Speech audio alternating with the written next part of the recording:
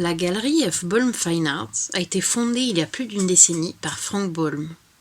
Collectionneur de tableaux et dessins anciens passionné depuis de nombreuses années, il décide de devenir marchand en 2008. Marchand en chambre jusqu'en 2014, il participe à la Biennale des antiquaires de Paris et organise plusieurs expositions. Il ouvre ensuite sa galerie sur le quai Voltaire, dans l'hôtel de Tessé, un hôtel particulier du XVIIIe siècle, en face du musée du Louvre. C'est là qu'il présente aujourd'hui une riche collection d'œuvres d'art du XVIe au début du XIXe siècle. La galerie F. Boehm Fine Arts participe depuis 2 ans au salon Fine Arts Paris.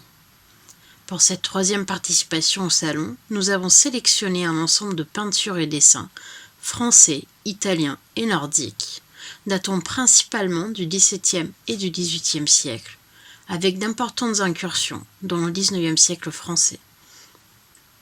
Parmi les œuvres exposées cette année, les visiteurs pourront admirer une paire de peintures de bataille peintes vers 1738 par un peintre napolitain rare spécialisé dans les peintures de bataille, Giovanni Luigi Rocco.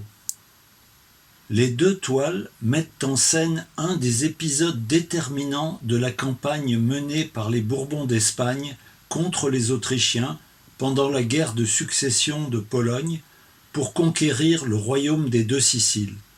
C'est la bataille de Bitonto en 1734, près de Bari dans les Pouilles. Menée par le capitaine général espagnol, futur duc de Montémar, qu'on voit clairement sur les 2 toiles, cette bataille fut une grande victoire militaire de l'Espagne au XVIIIe siècle, et elle fut décisive pour l'annexion du royaume des 2 Siciles par l'infant Carlos de Bourbon.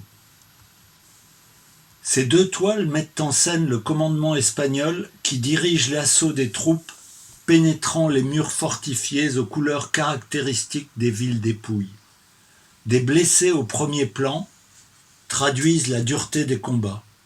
Plus loin, les troupes en mouvement percent les défenses ennemies dans la poussière et la fumée des canons.